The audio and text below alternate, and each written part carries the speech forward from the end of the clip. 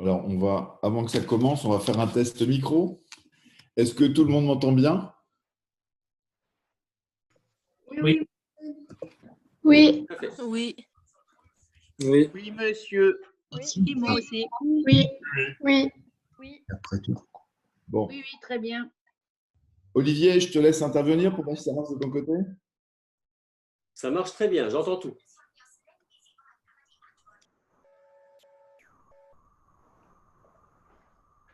Caroline, tu…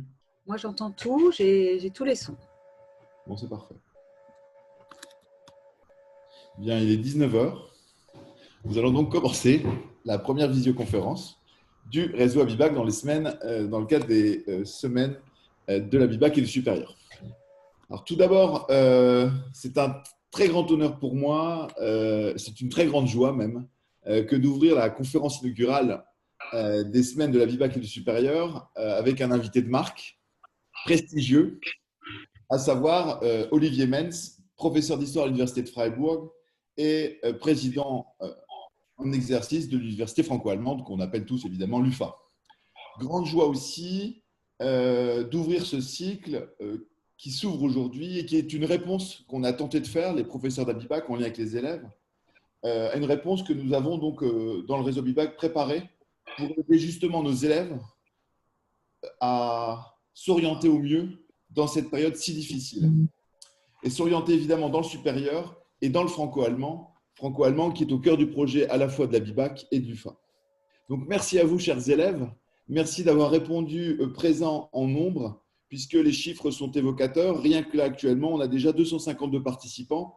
Les préinscriptions ce soir étaient complètes pour la première visioconférence. Donc, on fait visio-comble. Et je ne vous cache pas une grande satisfaction. De même, on a regardé les chiffres cet après-midi, ils sont évocateurs et impressionnants de la part de votre mobilisation, puisqu'on a déjà aujourd'hui 1700 inscriptions aux différentes conférences qui sont proposées. Donc, votre présence, chers élèves, elle donne du souffle, elle nous enthousiasme. Et je voulais vraiment vous remercier parce que sans vous, évidemment, il n'y a pas de programme, il n'y a pas de projet. Et c'est votre mobilisation, c'est vos inscriptions qui, évidemment, nous servent aussi de moteur. Je voudrais demander à Émilie, que je remercie chaleureusement, qui s'occupe des questions techniques. Émilie, est-ce que tu veux bien mettre le premier slide avec les lycées? Oui, je m'en occupe S'il tout te de suite. plaît. Merci. Hugo, il faut éteindre votre caméra.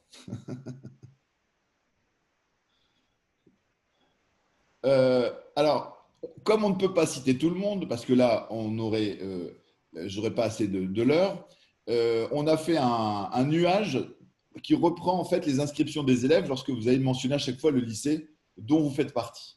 Bien, j'ai l'honneur de vous annoncer et le plaisir de vous annoncer ce soir pour Abibac un élève. Et donc, pour n'oublier personne, on a fait ce petit nuage et qui est quand même, je trouve, assez impressionnant puisque toute la France métropolitaine est représentée, mais aussi l'outre-mer.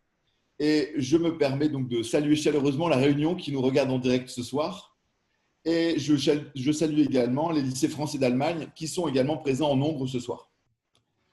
Ça, c'était donc quand même pour vous montrer un petit peu, on va le mettre sur les réseaux sociaux, hein, ce sera fait par notre magnifique cellule de communication.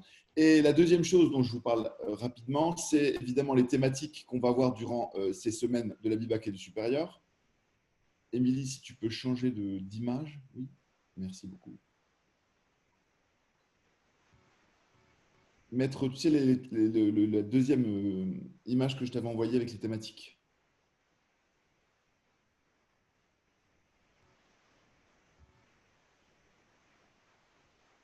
Non. Bon, quand ça veut pas, ça veut pas. Et donc pour finir, très rapidement, hein, on organise durant ces semaines de la Bibac et du supérieur 14 de conférences avec des thématiques qui, normalement, reprend l'ensemble des thématiques qui vous intéressent, chers et chers élèves de terminale. Bon, maintenant, j'ai beaucoup parlé. Ah, voilà, donc c'est ça.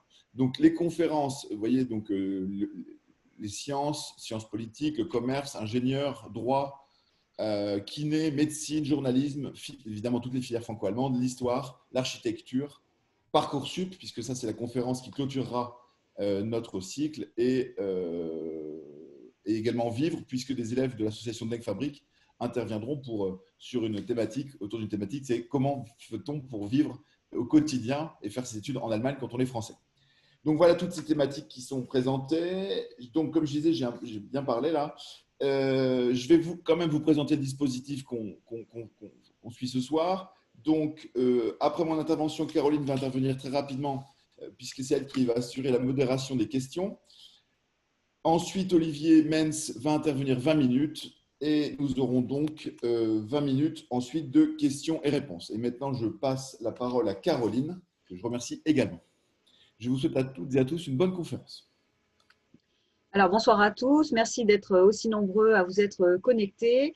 Je vais rappeler les instructions pour que la séance se déroule le mieux possible et que vous puissiez aussi exprimer vos questions que vous avez peut-être pour certains préparées, auxquelles vous pouvez déjà réfléchir avant l'intervention de notre invité de marque. Vous avez donc un onglet qui s'intitule « Conversation » à la droite de votre écran et nous allons vous demander d'écrire vos questions pour qu'on puisse les relayer auprès de M. Menz et M. de Gojewski, et de façon à ce qu'on puisse traiter au mieux vos interrogations sur le monde du franco-allemand et en particulier sur l'université franco-allemande. Nous rappelons aussi que vous devez garder vos micros et vos caméras fermés pour éviter une pagaille générale et pour que le propos reste complètement audible. Voilà, donc ce sont les instructions avant le démarrage de cette première conférence du cycle des SAS, donc les semaines de la Bibac et du supérieur. Bonne soirée et à tout de suite sur le chat, sur la conversation et en lien avec notre invité. Monsieur le Président, vous avez la parole. Merci beaucoup, Monsieur le Président. Tout d'abord, je dois dire que je suis impressionné du nombre de personnes qui sont connectées et je vous salue très chaleureusement de la région de Saarbrück où je suis domicilié et où est aussi le siège de l'Université franco-allemande.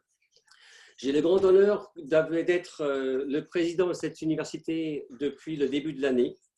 Et donc, je vais essayer de faire un petit éventail des différentes possibilités que nous offrons à tous les jeunes gens qui sont intéressés par des études dans le franco-allemand.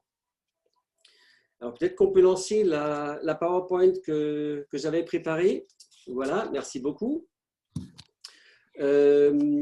Donc, vous voyez sur le premier transparent, vous voyez la Villa Europa, c'est le siège justement de l'Université franco-allemande, sachant que l'Université franco-allemande n'est pas une université réelle, mais une université plutôt, disons, virtuelle, en tout cas un réseau d'universités en France et en Allemagne. L'Université franco-allemande a été créée en 1997 par l'accord de Weimar entre la France et l'Allemagne, avec deux objectifs, deux missions majeures qui sont représentées sur le prochain transparent, qui sont d'une part de renforcer la coopération franco-allemande dans les domaines de l'enseignement supérieur et de la recherche, et ensuite le soutien surtout à la mobilité et aux possibilités de carrière internationale.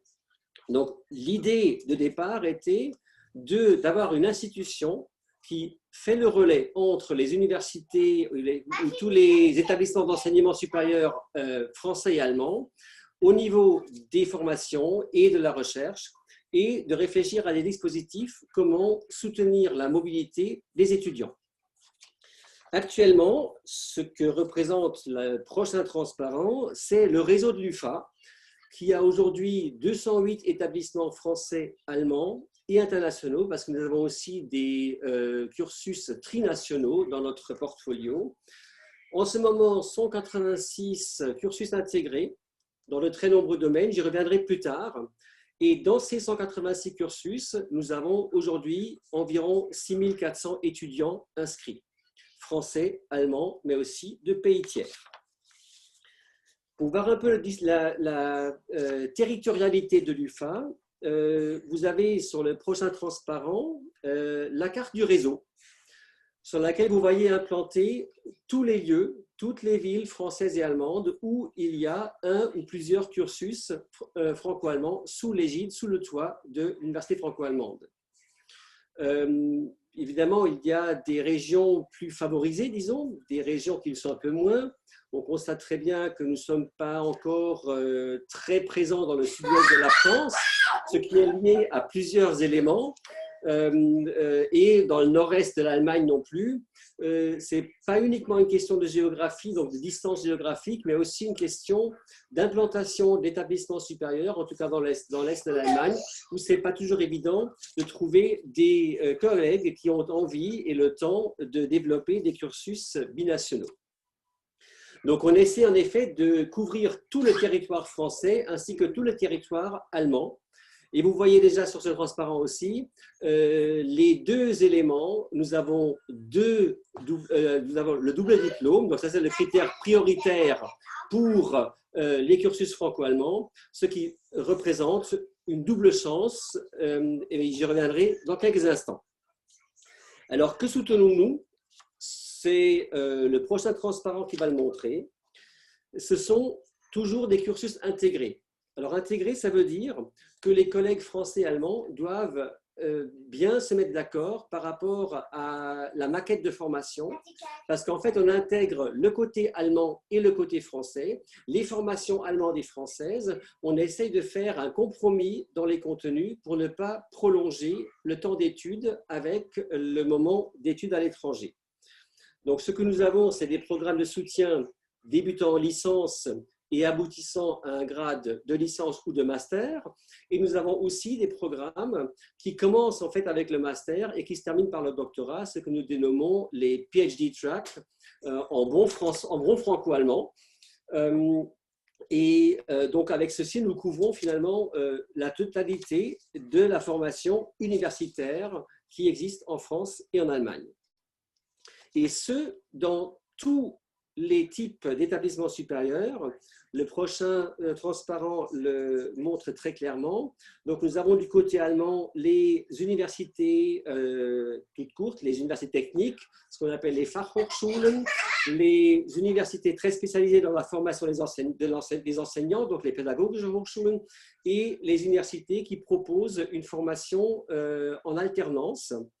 Et du côté français, les universités, les grandes écoles, les IEP et ce qu'on appelle les écoles universitaires. Pour venir aux disciplines, parce que c'est probablement ce qui vous intéresse le plus, qu'est-ce qu'on peut étudier dans les différents cursus de l'université franco-allemande? Ce sont les prochains transparents qui vont le montrer. En tout cas, en partie, ici, vous avez l'éventail complet. Donc, en fait, il y a grosso modo dans tous les domaines, nous offrons des cursus. Il y a très peu de domaines où nous ne sommes pas présents. Nous sommes un peu moins présents dans les domaines plutôt artistiques et malheureusement pas encore présents du tout dans le domaine de la médecine. Ça, c'est dû à des difficultés de formation des deux côtés du Rhin que nous n'avons pas encore pu, malgré les 20 ans d'existence, nous n'avons pas encore pu surmonter. Mais nous y sommes. Donc, vous voyez bien, il y a donc les sciences naturelles, les sciences de l'ingénieur, les mathématiques, les informatiques. Nous avons la formation des enseignants, nous avons les sciences économiques, le droit, et dans les sciences humaines et sociales, toute une panoplie de différents cursus. Et pour vous donner quelques petits exemples, nous avons préparé les prochains 3 transparents, les prochains 2 transparents, développe un peu l'éventail. Donc, vous avez ici, entre le KIT de Karlsruhe et Lyon en génie mécanique, vous avez la chimie, le management international, le droit, sciences politiques et sociales, master européen de gouvernance et d'administration, différentes formations franco-allemandes de professeurs d'allemand et de français, et aussi de professeurs d'autres disciplines. Nous avons des cursus dans le domaine de la santé, la technologie de la santé, les bâtiments, les travaux publics, management, juristes. Donc vous voyez très bien, il y a une panoplie de possibilités. Et vous voyez aussi ici dans cette transparent les différentes options trinationales que nous avons aussi, donc le Portugal, la Suisse, l'Espagne, la Grande-Bretagne, le Luxembourg, l'Autriche, et il y en a encore plusieurs autres qui ne sont pas représentés ici, mais que vous pouvez retrouver en ligne sur le site de l'UFA où il y a notre guide des cursus intégrés que nous avons, où vous retrouverez tous les 186 cursus que nous proposons. Donc, quels sont finalement les atouts d'un cursus? Donc, pourquoi vraiment se livrer à un cursus binational, donc avec l'objectif de quitter le pays pour faire une partie des études dans l'autre pays? Donc, d'une part, comme je l'ai dit déjà précédemment, les responsables de programme doivent obligatoirement faire une organisation commune des études et des examens. Donc, ils doivent se mettre ensemble, vérifier les 2 maquettes qu'ils ont et profiter, en profitant des atouts des 2 pays, faire une maquette commune qui aura donc aussi des examens communs. Il y a à la fin le double diplôme, donc 2 diplômes des 2 universités, voire quand c'est un cursus trinational, 3 diplômes, qui sont reconnus dans les pays respectifs. Dans la grande majorité, sauf très peu d'exceptions, malgré ce séjour à l'étranger, vous n'aurez pas d'allongement de la durée des études. Et le grand avantage par rapport à Erasmus, par exemple, c'est que vous êtes dans un groupe franco-allemand plutôt restreint, qui restent ensemble tout au long de ces études et donc qui aura ce moment d'études communes qui va donc commencer dès la première ou deuxième année d'études. Ça dépend un peu des cursus. Il y a des cursus qui commencent en première année directement. Il y en a d'autres qui commencent en deuxième année pour des raisons de recherche des étudiants, pour des raisons de prospection d'étudiants au sein de l'université elle-même. Donc, vous avez des responsables de programme qui sont vraiment investis parce qu'ils veulent des études communes, ils veulent des étudiants qui se lancent dans le défi d'aller dans l'autre pays. Et peut-être on peut continuer le prochain slide. Donc là, vous avez les éléments qui sont encadrants. Parce que vous avez donc dans tous les cursus l'obligation de passer au moins 2 semestres, en général la moitié des études qui se fait dans l'autre pays. 2 à 3 semestres est la moyenne. Vous êtes toujours préparé au niveau linguistique. Donc tous les cursus proposent un accompagnement linguistique. Il y a, en raison des responsables de programme sur place, toujours aussi un encadrement très proche administratif qui permet de surmonter les difficultés administratives, bureaucratiques qui se viennent toujours quand on va dans un autre pays. Et donc, cet encadrement particulier, avec le petit groupe d'étudiants que vous constituez d'habitude, permet d'arriver très rapidement dans l'autre pays.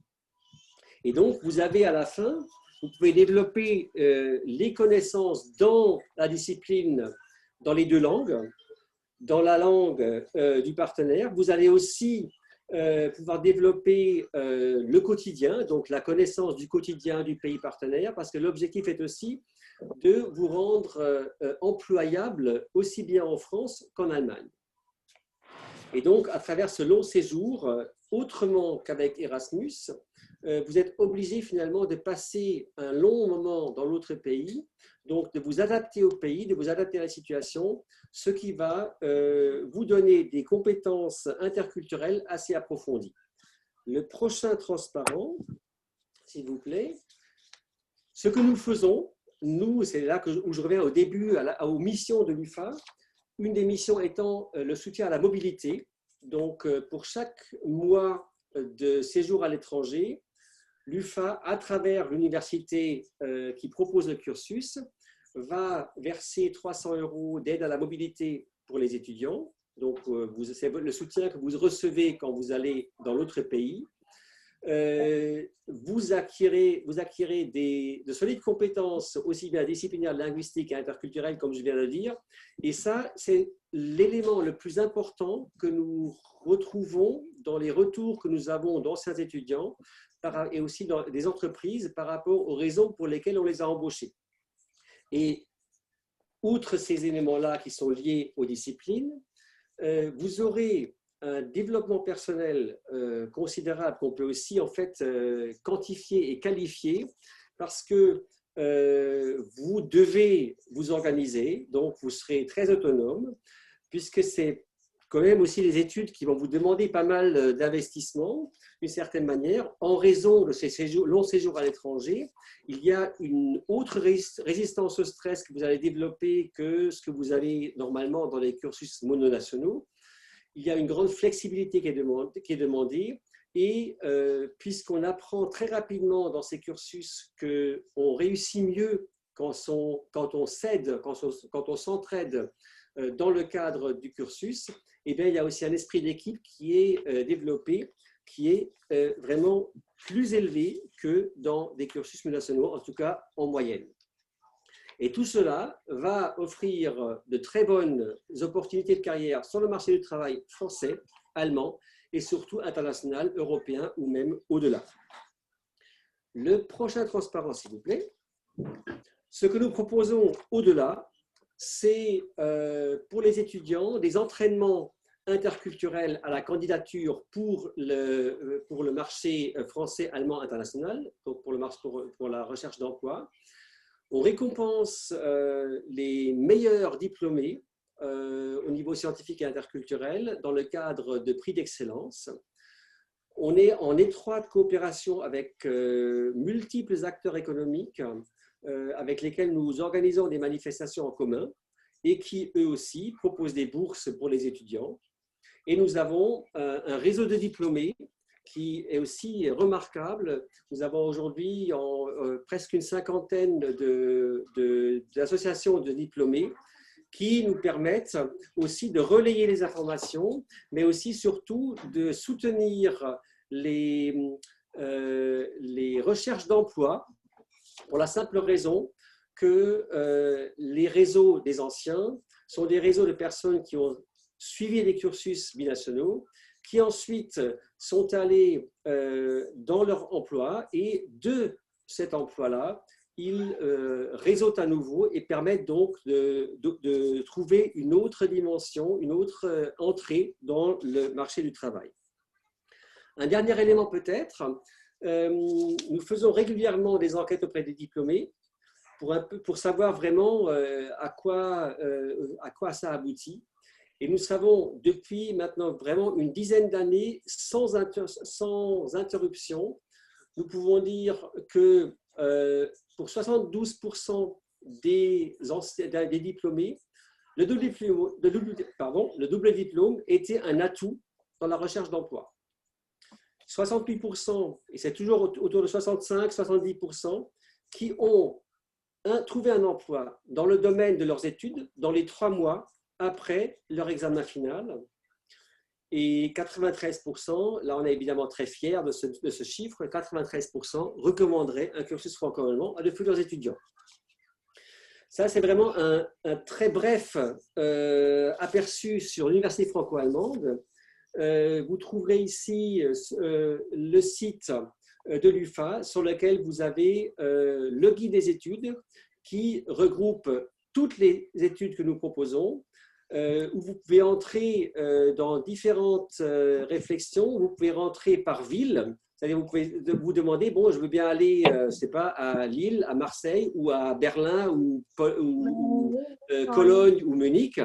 Et donc, vous pouvez, à travers ce guide, chercher d'après une ville, chercher d'après un cursus, ou d'après un domaine de formation uniquement. On est en train de refaire ce site parce qu'on n'est toujours pas content. Il a été refait il y a 2 ans. On a constaté qu'il y a toujours de nouveau des difficultés. Donc, on continue à améliorer ce site. Mais en tout cas, c'est là que vous trouverez tous les cursus. Et en allant sur le cursus, vous aurez des informations supplémentaires sur ce cursus, sur les responsables de programme. Et donc, là aussi, des liens qui vont vous permettre d'avoir davantage d'informations chez les cursus directement. Peut-être jusqu'ici, pour permettre un maximum d'échanges, je pense que c'est peut-être la meilleure des choses de pouvoir répondre concrètement à des questions et pas uniquement de donner un aperçu très général de cette situation. C'est juste une petite remarque. Vous avez probablement vu qu'il y a mes 2 enfants qui sont en train de circuler derrière moi. Je devrais probablement lancer encore une vidéo dans les prochaines minutes. Donc, si je m'éclipse un petit moment, ce n'est pas parce que je ne suis pas intéressé par vos questions, mais simplement parce que je dois peut-être relancer une vidéo. Merci pour votre attention. Merci beaucoup, Olivier, pour ton intervention synthétique et efficace. Je laisse maintenant la parole à Caroline Basse, car je vois que les questions abondent. Caroline, c'est à toi. Merci. Merci. Alors, qui est posée par Louison Prigent du lycée Gustave Monod dans le 95. Quel est le niveau requis en allemand et en anglais exigé par l'UFA au début des cursus intégrés? Alors, ça dépend. Ça dépend parce qu'il y a des cursus, en effet, surtout dans les sciences naturelles, sciences techniques, où une grande partie des cursus s'effectue en langue anglaise. Donc là, évidemment, il y aura l'anglais qui sera requis à un niveau suffisant pour suivre des études. Du côté des cursus, normalement, les compétences, disons en Allemagne comme en France, on demande un minimum de compétences au niveau B2, normalement, de la langue du partenaire, sachant qu'il y a tout un dispositif de soutien linguistique qui est proposé aussi bien par l'UFA que par les établissements eux-mêmes, donc nos établissements membres. Donc, il y a tout un dispositif qui va accompagner les étudiants au niveau linguistique pour les préparer au séjour à l'étranger. Donc, même si on n'a pas le niveau B2 au début, ce n'est pas a priori un inconvénient. Ça demande peut-être un peu plus de travail après parce qu'il faut quand même, pour pouvoir suivre des cours en allemand, il faut quand même avoir un B2 pour vraiment pouvoir suivre. Mieux serait encore un C1 au niveau de la langue, mais on sait que avec un B2, en tout cas, on peut suivre les cours sans trop de difficultés. Je ne sais pas si ça répond concrètement à la question.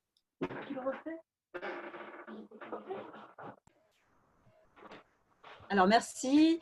Vous pouvez répondre aussi, vous pouvez aussi réagir directement sur la conversation aux réponses de M. Menz et préciser éventuellement le questionnement si vous êtes en demande d'éléments supplémentaires. On va peut-être passer pour l'instant en attente des réactions à une autre question que pose Lucia Redondo du lycée français Jean Renoir à Munich. On salue les lycées français d'Allemagne. Comment ça se passe en ce moment, les semestres à l'étranger pendant le confinement? Donc la question porte sur finalement l'adaptation des dispositifs franco-allemands, M. Menz, pendant le confinement. Est-ce qu'il y a un ralentissement? Est-ce qu'il y a une adaptation, des modifications? Alors, là aussi, on ne peut pas généraliser la réflexion. Une seconde, j'arrive. Viens voir. Ils ne m'entendent pas. Il va voir ses enfants derrière. Une seconde, j'arrive tout de suite.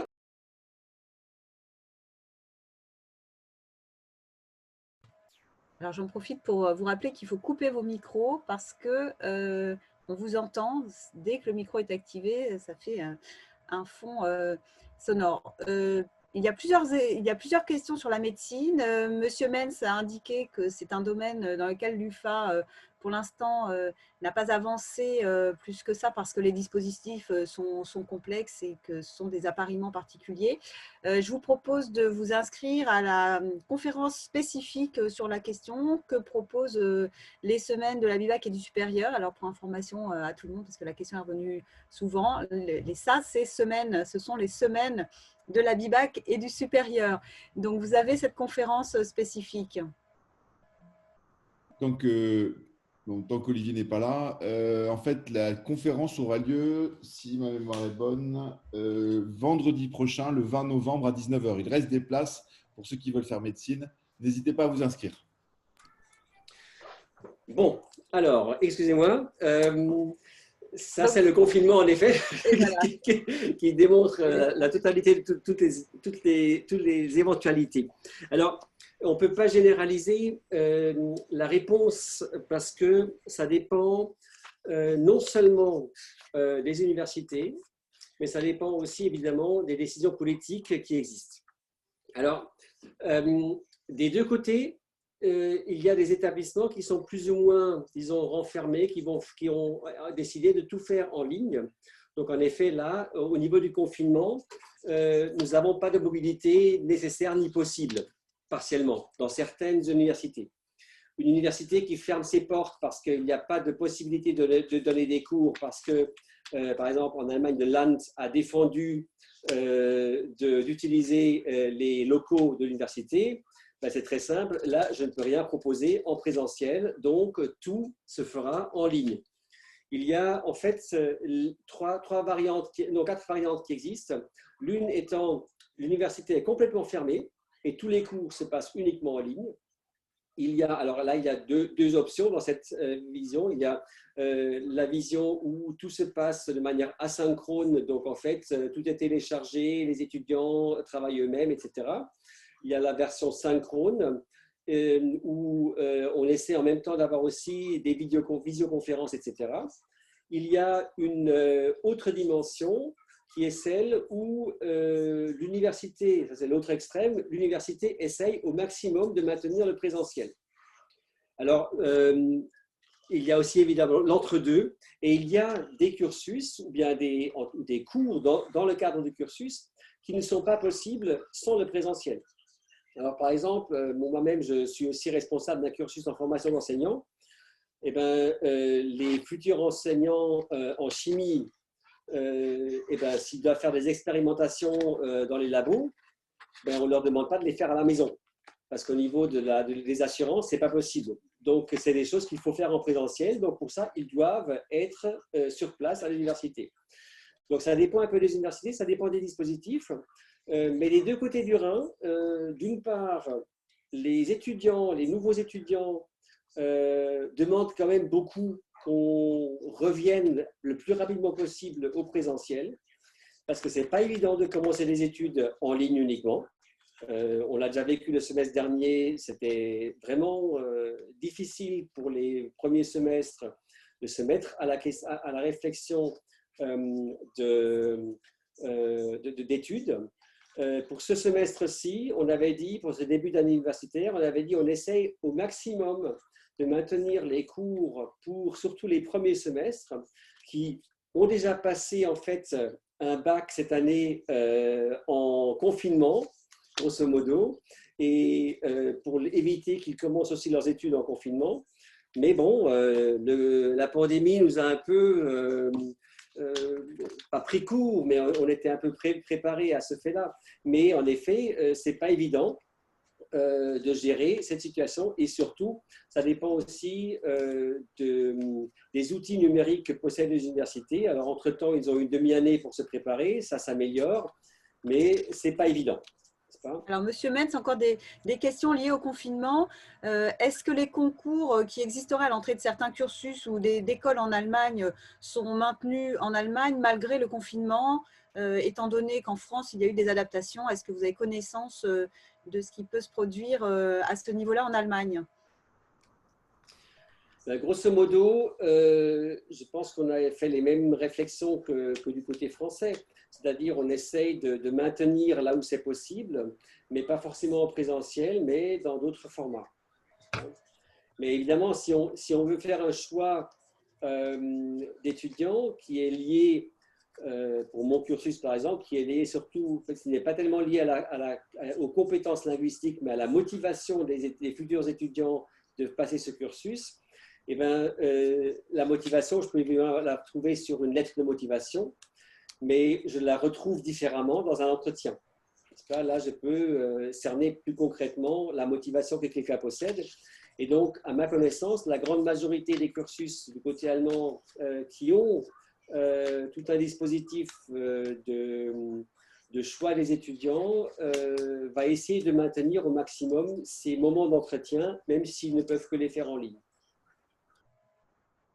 Alors, d'autres questions, hein, les questions affluent, donc je les pose un petit peu en vrac, mais pour essayer de répondre au plus de monde possible. Une question qui porte sur un cursus franco-allemand en psychologie. Est-ce qu'il y a une possibilité de faire psycho en franco-allemand? Est-ce qu'il y a aussi possibilité de faire de l'histoire de l'art en franco-allemand dans le dispositif UFA?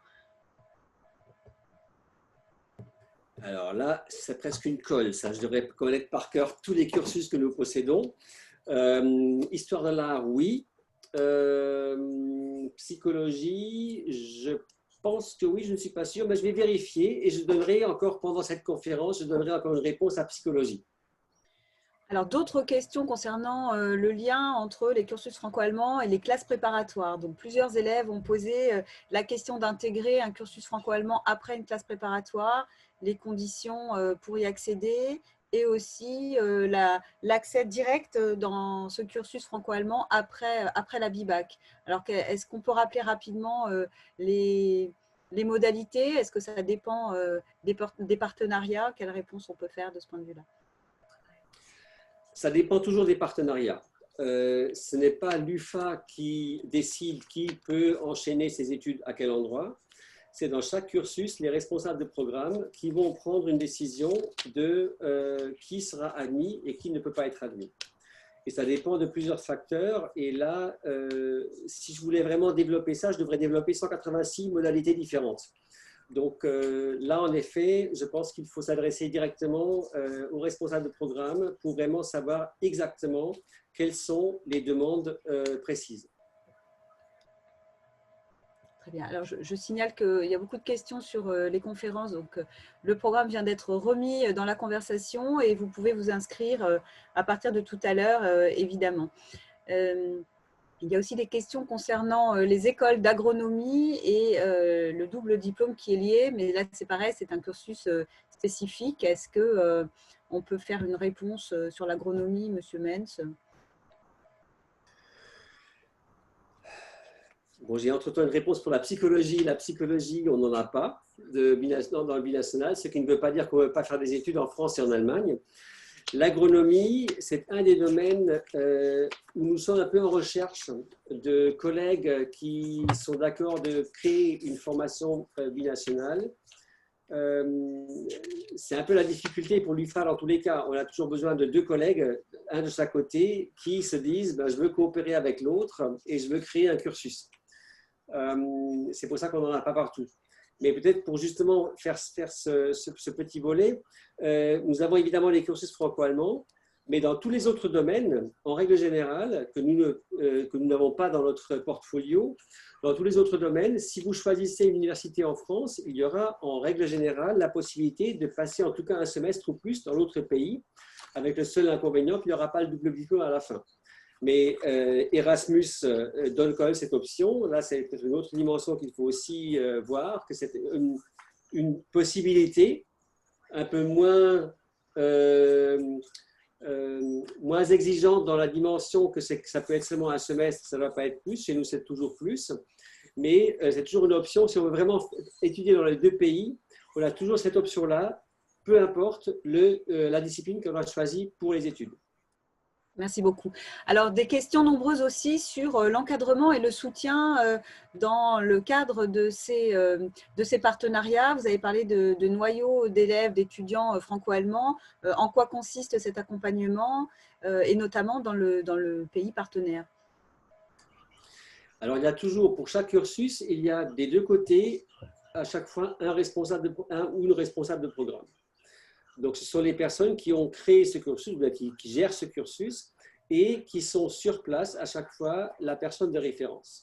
Donc, première chose, on a toujours un responsable de programme qui est là, qui est présent et qui va être là pour toutes les questions qui se posent. Deuxième élément, la grande majorité des cursus a un dispositif, disons, de mentoring où il y a les étudiants plus âgés, bien plus anciens dans leur développement universitaire, qui vont venir au soutien des nouveaux venus. Ce qui permettra aussi, à chaque fois, il y a par exemple partout, grosso modo partout, des sites de questions qui sont intervenus auxquels les anciens ont déjà répondu, qui permettent en fait de trouver assez rapidement un soutien. Donc, normalement, l'étudiant qui va dans l'autre pays va être préparé déjà dans son université d'origine, va avoir là une préparation linguistique, une préparation par rapport à ce qui va se passer dans notre pays au niveau des contenus.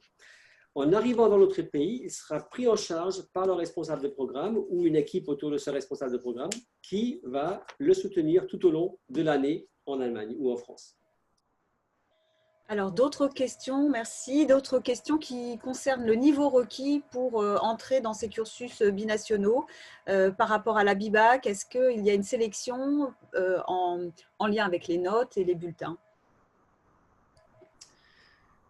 Ça dépend aussi toujours des cursus et normalement, dans tous les cas, il y a la note qui jouera un rôle, mais pas le rôle unique. Il y a donc les notes de la BIBAC, bien du baccalauréat tout simple ou de l'Abitur qui vont jouer un rôle. Il y a les compétences linguistiques qui vont jouer un rôle, mais il y a dans la grande majorité des cas, surtout le côté motivation qui joue un rôle. Et là, on a entre-temps, certains cursus ont une dizaine, quinzaine, vingtaine d'années d'expérience. On constate très bien que ce n'est pas la note de la BIBAC, ce n'est pas les compétences linguistiques qui sont les facteurs les plus importants et les plus pertinents pour pouvoir se lancer dans un cursus franco-allemand et pour pouvoir le continuer jusqu'à la fin. C'est surtout une question de motivation. Et ça se démontre que les choix qui sont faits par tous nos cursus sont apparemment assez pertinents. Ça se démontre surtout dans le fait que nous avons comparé à des cursus mononationaux, très peu d'abandon d'études. Merci beaucoup. Une question sur l'année de césure qui se pratique parfois. Est-ce qu'on peut rejoindre un cursus franco-allemand après avoir fait une année de césure à l'issue du baccalauréat ou de la BIBAC, par exemple? C'est comme pour toutes les autres études aussi, vous avez toujours la possibilité de commencer quand vous voulez. Vous faites une année de césure, vous en faites 2 ou 3, peu importe. Si vous voulez vous lancer dans un cursus franco-allemand, eh bien, vous le faites. Vous portez candidat pour un cursus et vous y allez. Ce n'est pas une question de moment de baccalauréat, c'est simplement une question de quand est-ce que je veux commencer mes études. Et là, ça ne change rien du tout si je les commence directement ou si je les continue ou si je commence plus tard. Alors, d'autres questions qui concernent Parcoursup maintenant. Est-ce qu'il y a un fléchage particulier à indiquer dans le remplissage des dossiers qui va commencer sur la plateforme? Est-ce que l'UFA, M. Metz, peut donner des indications? Est-ce qu'il y a un profil particulier à développer par rapport à la plateforme Parcoursup, qui est donc cette plateforme? Oui, cette plateforme très pratique d'une certaine manière, peu pratique d'une autre. Disons, les cursus, normalement, s'ils ont réussi au sein de leur université et au sein de l'installation dans Parcoursup, de mettre en avant le fait d'être un cursus franco-allemand, donc international, devrait être visible très clairement dans le domaine que vous cherchez. On a eu au début certaines difficultés parce que les cursus franco-allemands étaient perçus comme des cursus français et non internationaux et donc n'étaient pas visibles à première vue. Ça a changé. normalement, aujourd'hui, ils devraient être visibles parce qu'ils ont été déclarés comme cursus internationaux aussi, donc ils devraient être visibles autrement. Par contre, je dois avouer que ce que les élèves doivent alors indiquer, pour le vouloir, là, je suis un peu pris à froid.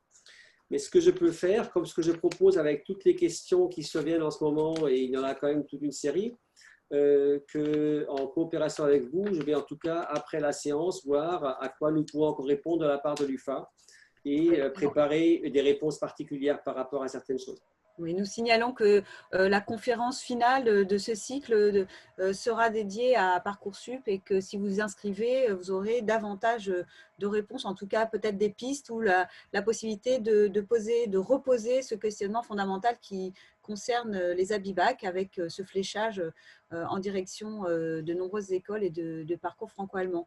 Il y a d'autres questions qui concernent des cursus spécifiques, ergothérapie, chimie, prof d'allemand. Tout ça concerne évidemment des champs particuliers. Une question qui est quand même revenue, Monsieur Menz, sur comment devenir professeur d'allemand et quel cursus franco-allemand privilégié, quelle ville partenaire ciblée. Alors, dans le domaine de la formation des enseignants, nous avons en ce moment 9 cursus qui sont en licence et master. Si vous voulez cibler la formation d'enseignants pour le primaire, il n'y a qu'un seul cursus, c'est entre Fribourg et Mulhouse-Strasbourg. Il y a un cursus entre Fribourg et Nice pour le secondaire, un autre entre Lyon et Leipzig, mais qui est pour l'instant un peu en difficulté aussi pour le secondaire, entre Mayence et Dijon, et entre Landau en Rhénanie-Palatinat et Paris. Donc il y a tout un éventail là-dessus. Et si c'est pas forcément uniquement pour le côté enseignement secondaire ou primaire, il y a évidemment tous les cursus en germanistique qui permettent aussi après d'enseigner l'allemand, mais alors à d'autres niveaux. Merci. Alors, une question qui concerne des réseaux, d'autres réseaux. Avez-vous à l'UFA un réseau de contacts d'entreprises partenaires pour les Duale Hochschule? C'est une question de Mathéo au lycée Jean Mermoz de Saint-Louis. Alors, nous avons, dans le domaine de la formation en alternance au supérieur, nous avons plusieurs cursus qui existent. La majorité dans le domaine du management, qui ont, eux, les coopérations avec les entreprises. Donc, il y en a un entre Lörrach, Mulhouse et Bâle, donc dans le triangle franco-germano-suisse. Il y en a d'autres entre Berlin et Paris. Et nous sommes en train de développer des formations d'alternance dans les sciences d'ingénierie avec l'INSA de Strasbourg. Il y aura l'année prochaine, normalement, un cursus en alternance qui devrait démarrer entre Hambourg et Toulouse dans l'aéronautique. Donc, il y a des projets qui se font pour l'instant, mais c'est un domaine qui est beaucoup plus complexe que les cursus normaux, en raison, là, pas forcément des maquettes d'études, mais des législations de l'emploi, puisque là, on est dans le domaine qui n'est plus uniquement dans l'égide des universités, mais aussi dans les entreprises, donc dans le domaine de l'emploi et donc dans les ministères de l'économie des deux pays. Alors, peut-être encore 3 questions difficile. Si c'est possible, mais leur tour. Je vois Monsieur de Glojewski qui apparaît. Oui, c'est passionnant, mais il faut qu'on respecte le temps. Donc, 3 dernières questions et avec des réponses rapides. Je vous remercie beaucoup. Alors, est-ce que les cursus franco-allemands liés à l'UFA existent dans le domaine de la mode? Et est-ce que l'ergothérapie est aussi un domaine investi par l'UFA? Aux deux domaines, malheureusement, pas encore. Et dernière question plus pratique, mais je signale aussi une conférence qui s'appelle « Étudier en Allemagne, mode d'emploi » qui aura lieu le 10 décembre prochain. Tout ce qui est côté pratique, de quelle manière peut-on être accompagné dans le pays d'accueil, notamment quand on est boursier? Est-ce qu'il existe l'équivalent du Crous en Allemagne? Bon, et est-ce que on a cet accompagnement comme il existe en France? Alors, il y a en effet le correspondant du Crous, qui est le Studentenwerk en Allemagne, qui a tous ces dispositifs que le Crous possède aussi du côté français.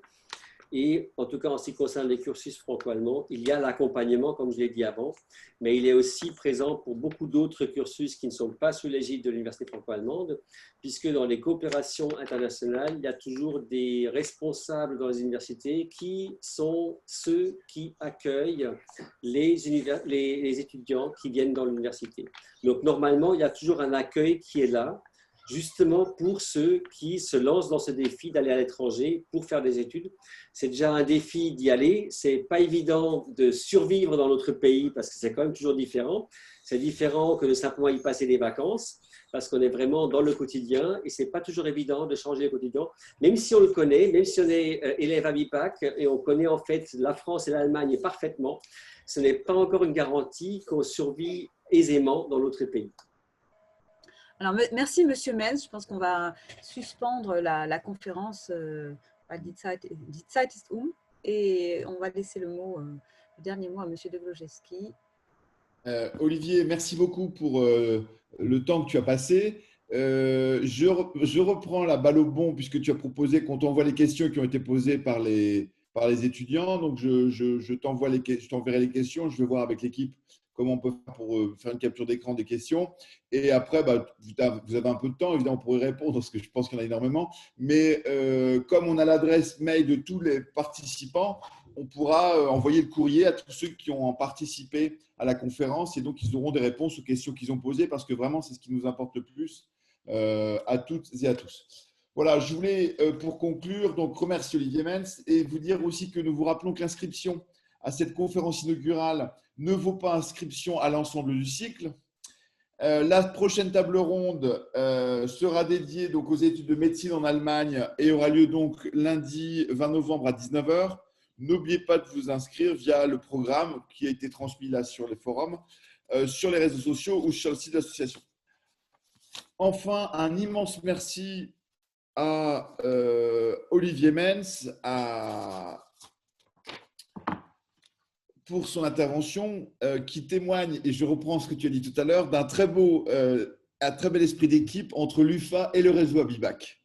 Je pense que ça se voit qu'on travaille main dans la main maintenant depuis plusieurs années. Et donc, merci énormément pour ce temps que tu as passé et aussi pour les réponses que vous allez fournir à nos élèves. Je voulais aussi remercier évidemment Caroline Basse et Émilie Poncin. Et enfin, vous remercier toutes et tous, chers élèves, pour votre présence massive ce soir et pour vos questions pertinentes. Et encore une fois, je m'engage à ce qu'on vous apporte le maximum de réponses. Je n'oublie pas aussi de remercier mes chers collègues, professeurs d'allemand, professeurs d'histoire, qui sont des piliers et qui ont permis aussi de transmettre les informations et qui permettent au réseau Abibac de se développer. Voilà, donc merci aussi à toutes et à tous pour votre mobilisation sans faille, qui est donc une clé pour la réussite des semaines de l'Abibac et du supérieur. Pour ma part, je vous donne donc rendez-vous le 11 décembre pour la conférence de clôture avec Jérôme Teillard, qui est inspecteur général et qui est celui qui dirige Parcoursup et sera donc là pour répondre aussi à vos questions. Et alors, je signale qu'il y a déjà 200 préinscrits, donc n'oubliez pas que la jauge est à peu près à 500. Donc, ne tardez pas pour ceux qui seront intéressés par Parcoursup. Et je pense que là, il y a beaucoup d'étudiants lycéens de lycéens qui vont être contents. Voilà, bonne soirée à toutes et à tous. Encore merci beaucoup, Monsieur le Président, cher Olivier, pour ta participation, ta bienveillance et ton soutien. Je vous souhaite à toutes et à tous une belle soirée et de très belles semaines de l'Abibac et du supérieur. Au revoir. Merci pour cette invitation. Bonne chance pour l'Abibac. Et au plaisir de vous revoir dans un cursus de l'UFA. Bonne soirée. Merci beaucoup. Au revoir. Au revoir. Au revoir. Au revoir. Au revoir. Au revoir. Au revoir. Au revoir. Au revoir. Merci beaucoup et au revoir. Merci à vous. Caroline et Émilie, vous participez. Au revoir et merci beaucoup. Au revoir. Je vous en prie.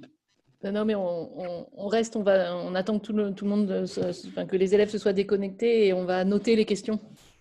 Ouais. Je ne ferme pas le… Au revoir, bonsoir. Au revoir. Bonsoir. Bonsoir. Bonsoir. Bonsoir.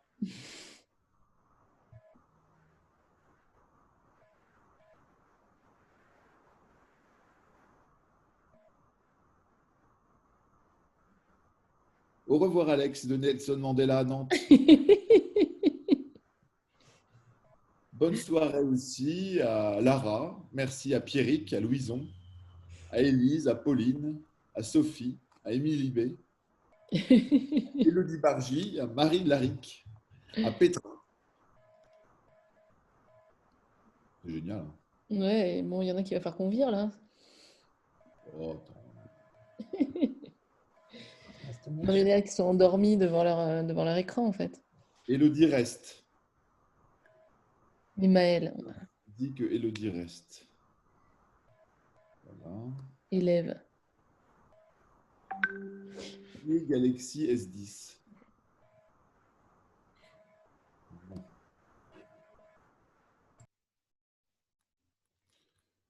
Bon. Vous pouvez remettre les vidéos là. Hein. Bah attends, on va enlever, j'enlève Maël. Hein. Hop, Au revoir Maëlle. voilà. C'est qui Galaxy J'enlève. S10? Au revoir Galaxy S10. Là, c'est quoi ça? Il y a quelqu'un, je sais pas qui c'est, qui a pas mis de nom ni rien, je l'enlève. C'est comme Jean-Yves Penrat, vous connaissez, vous? Non, alors, franchement, Jean-Yves Penrad, je veux même pas savoir qui c'est. Je ne reconnais pas. Arthur Mills, je l'enlève. Hop. Florence Giraud. Hop. Bon. Bon. Ben voilà, il ne reste plus que nous. Mais Loïc, il est parti. Oh ouais. Bah, il y en a marre. Hein. Alors. Mes élèves qui m'envoient des messages pour me dire merci, c'était super, c'est pas trop mignon? Mais vous avez été formidable. Ah. Ça a été... Très bien. Très bien. Bon, Thomas, tu vois que tu as été le seul cité.